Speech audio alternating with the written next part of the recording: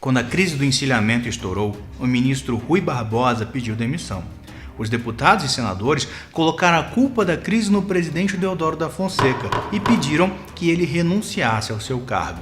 Deodoro não renunciou e disse que os deputados e senadores estavam atrapalhando ele de resolver o problema. Então, em 1891, ele fechou o Congresso, ou seja, tirou o poder dos deputados e senadores de fazer leis. Ele queria esse poder para ele, e isso era contra a Constituição que ele mesmo tinha ajudado a criar.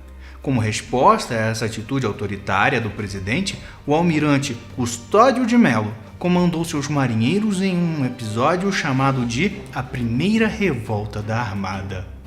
Os navios da Marinha do Rio de Janeiro apontaram seus canhões para o próprio Rio de Janeiro e para o Palácio Presidencial. O almirante mandou um recado para o presidente. Se ele não renunciasse à presidência, ele ia dar ordens dos navios de atirar. Então, Deodoro da Fonseca renunciou. O vice-presidente, Floriano Peixoto, assumiu o governo de maneira provisória. De acordo com a Constituição, se o mandato está na primeira metade e o presidente renuncia, morre ou é impedido de governar, o vice-presidente tem que convocar novas eleições. O governo de Deodoro ainda estava na primeira metade. Floriano deveria ter convocado novas eleições, mas ficou enrolando e não convocou. Queria ficar até o final do mandato. Por isso, o almirante Custódio de Melo comandou a Segunda Revolta da Armada. Mais uma vez, os navios apontaram os canhões para o Rio de Janeiro e fizeram ameaças de disparar caso Floriano não convocasse as eleições presidenciais. Mas Floriano é o Marechal de Ferro. No lugar de convocar novas eleições, convocou o exército, que assumiu o comando das fortalezas litorâneas e contra-atacaram as embarcações rebeldes que bateram em retirada, mas não desistiram. Para vencer de uma vez por todas o movimento dos revoltosos, o Brasil contratou mercenários em Nova York que vieram em navios antigos. Era a chamada Esquadra de Papelão. Jornalistas acreditavam que os mercenários não seriam páreos para as forças rebeldes, porém, os mercenários venceram. Alguns poucos rebeldes sobreviveram e fugiram para a Argentina. Normalmente, a história da primeira revolta da Armada é contada de modo que pareça que o almirante Custódio de Melo é um herói que agiu em defesa dos ideais republicanos e impediu uma ditadura de Deodoro da Fonseca.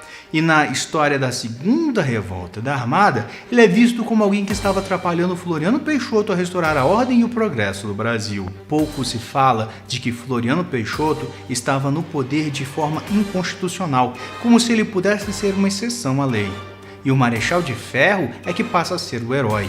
Isso acontece porque durante muito tempo a história ensinada nas escolas e ao povo era apenas a história do ponto de vista dos vencedores, como se o mundo fosse dividido em pessoas boas e pessoas más, e que no fim o bem sempre vence o mal. Mas é muito importante a gente observar que todo mundo age em defesa dos seus próprios interesses. Nenhum personagem dessa história, assim como de muitas outras histórias, é totalmente correto e nem totalmente errado. Pessoas são muito complexas. Não existem apenas duas formas de classificá-las. Os filmes de Hollywood geralmente dividem os personagens em mocinhos e bandidos. E de tanto assistir esses filmes, as crianças crescem achando que a vida também é desse jeito. Mas é papel dos novos historiadores mostrar que as pessoas do passado e do presente não são tão simples assim. Até mesmo aquele político para quem você fez campanha com esperança de que fosse consertar o país e que parecia ser exemplar, pode ter um lado decepcionante. E tudo bem se você fez campanha para a pessoa errada. O importante é não fechar os olhos para isso e aprender com os nossos erros para não cometê-los novamente.